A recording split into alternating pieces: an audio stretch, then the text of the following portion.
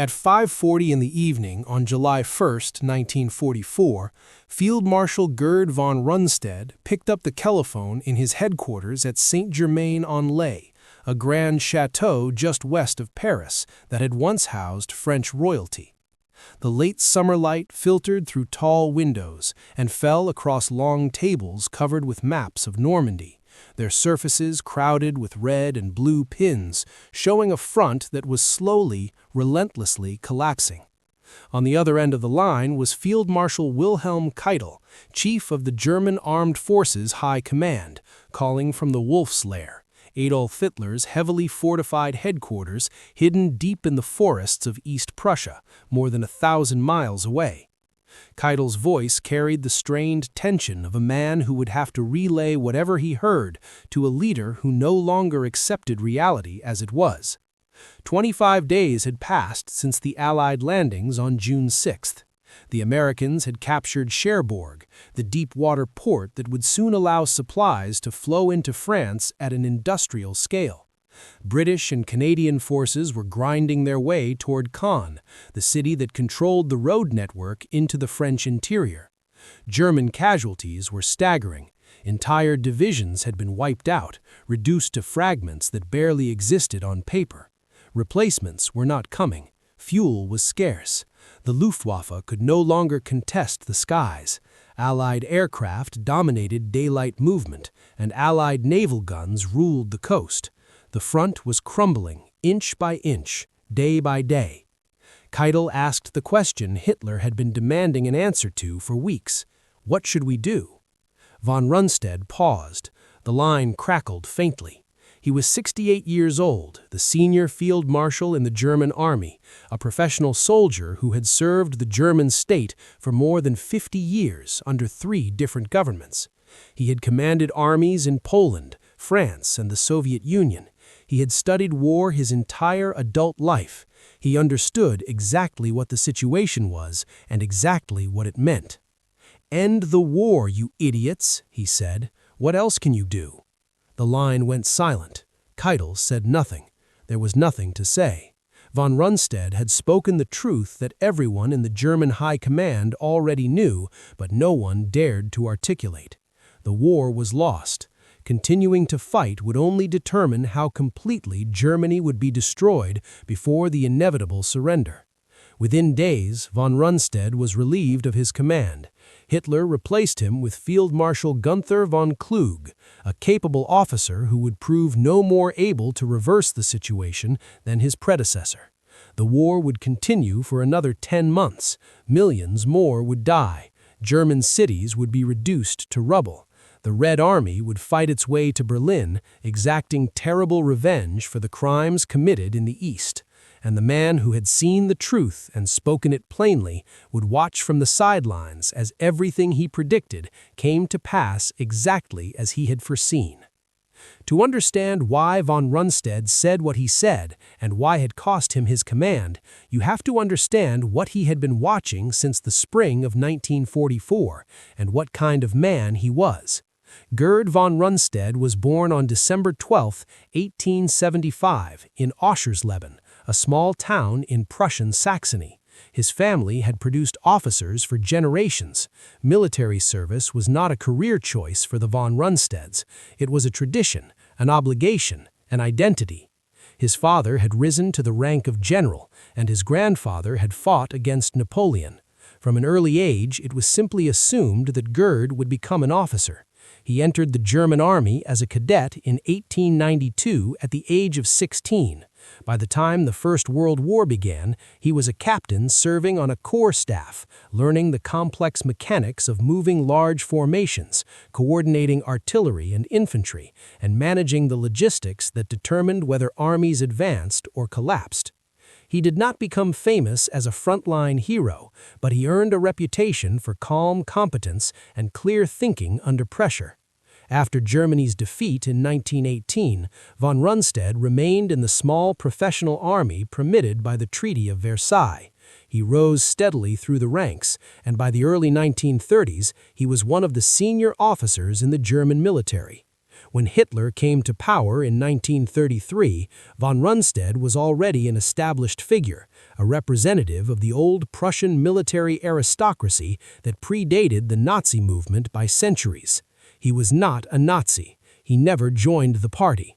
Privately, he referred to Hitler as the Bohemian Corporal, a reminder of Hitler's low rank in the First World War and his Austrian origins. Von Rundstedt considered himself a soldier of Germany, not a servant of ideology. His loyalty was to the state, to the army, and to tradition. That loyalty would shape everything that followed. When Hitler launched the war, von Rundstedt fought it. He did not resign in protest. He did not question whether the war was just. He did his duty, and he did it exceptionally well. In September 1939, commanding Army Group South, he led the invasion of Poland with speed and precision. The campaign lasted just over a month.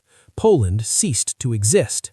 In May 1940, he commanded Army Group A in the invasion of France, driving German armored forces through the Ardennes and shattering the French defenses in one of the most decisive campaigns in modern military history.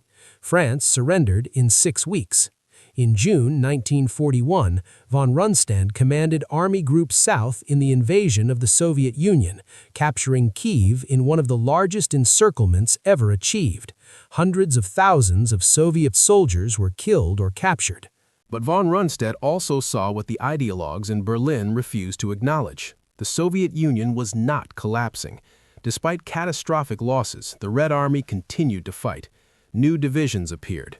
Industry evacuated beyond the Urals continued to produce tanks and aircraft. The winter of 1941 halted the German advance. In December, von Rundstedt ordered a withdrawal from Rostov, a position his forces could no longer hold. Hitler had forbidden retreats. Furious, he dismissed von Rundstedt from command. It was the first lesson in what happened to generals who told Hitler what he did not want to hear. Germany needed him again.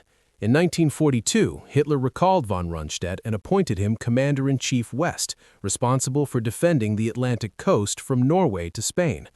Everyone knew an Allied invasion was coming. The question was whether Germany could defeat it. On paper, von Rundstedt commanded dozens of divisions. In reality, many were under strength, undertrained, or filled with older men and coerced foreign troops. The Luftwaffe had lost air superiority. The Navy had lost control of the seas. Von Rundstedt understood the arithmetic of the situation. Germany did not have enough men, fuel, tanks, or aircraft to defend everything. Choices had to be made. His strategy was based on classical doctrine. He wanted to hold armored divisions in reserve, positioned inland, ready to strike once the Allies committed themselves. Field Marshal Erwin Rommel, commanding Army Group B, disagreed.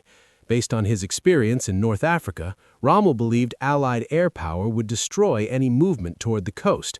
The invasion had to be crushed on the beaches, or it would not be crushed at all. Both men had valid arguments. Hitler resolved the dispute by doing what he so often did. He made the situation worse. He placed key panzer divisions under his personal control, ensuring paralysis at the decisive moment. That moment came on June 6, 1944. The Allies landed on 5 beaches in Normandy. Paratroopers descended behind German lines. Naval bombardment shattered coastal defenses. Von Rundstedt immediately requested the release of the armored reserves. The request went to Hitler's headquarters. Hitler was asleep, having taken sleeping pills the night before. His staff refused to wake him. Hours passed. When authorization finally came, Allied aircraft were already waiting. German counterattacks failed.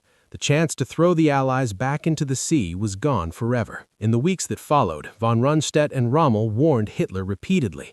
They explained that the front could not hold indefinitely, that casualties exceeded replacements, that Allied strength was growing while German strength declined.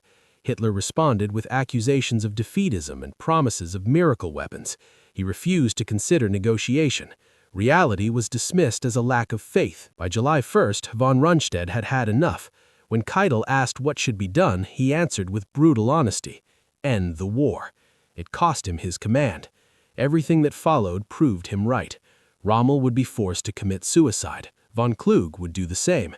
The Allied breakout shattered the German front. Paris was liberated. The Ardennes offensive failed exactly as von Rundstedt had predicted. Germany burned while its leadership clung to fantasies. Von Rundstedt survived the war. Germany did not. He was captured, briefly charged with war crimes, and released due to ill health. He spent his final years in quiet retirement and died in 1953 at the age of 77. His story is not one of heroism. He served a criminal regime and enabled its wars. But it is a story about truth and power.